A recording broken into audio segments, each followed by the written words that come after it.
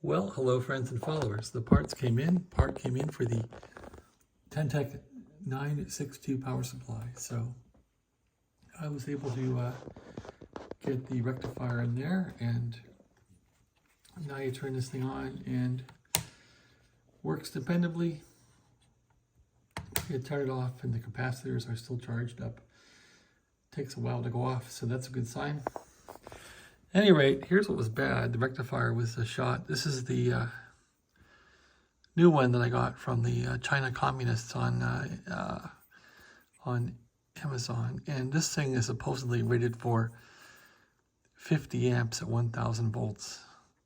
What's a little disturbing is how light this one feels compared to the one I pulled out. At any rate, so the best way to put that in that I found was, it's really hard to get the thing out. So lift the board out and chop off the legs of it.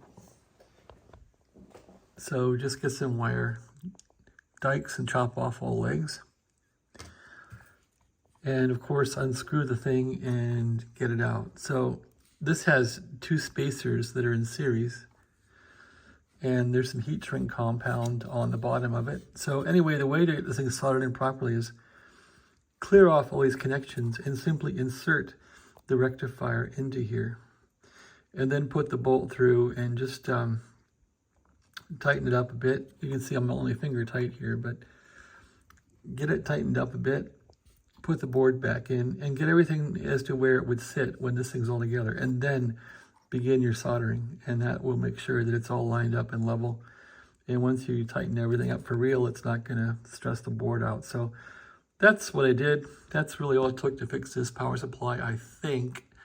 I'm seeing 13.7 volts coming out of it, so I'm going to connect it up now to a real Ten-Tech Omni 6 before I ship out the Omni 6 to a new buyer and see if this little power supply is up to the snuff. I'm not sure if I'm going to keep this power supply yet or sell it to somebody. I don't know. It's a great little power supply. It's not as beefy as a Drake PS7, but it's got a 20 amp transformer, got some thick wires. It's got a 50 amp rectifier in it now, which I hope the Chi-Coms actually built something that will last like that. And it has this fantastic regulator board, so I'm hoping this thing lives up to the task. The speaker in here is really, really crap and puny. I don't like the speaker, but hey, whatever.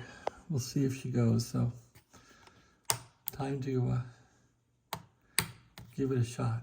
The switch here is a little stiff, but it works. Anyway, so that's the story on this thing. It wasn't a bad fix. It took maybe 10 or 15 minutes to get it back together. Maybe it took half an hour to get it apart. Good little power supply. All right. Thanks for watching. I'll put the cover on it and give it a try.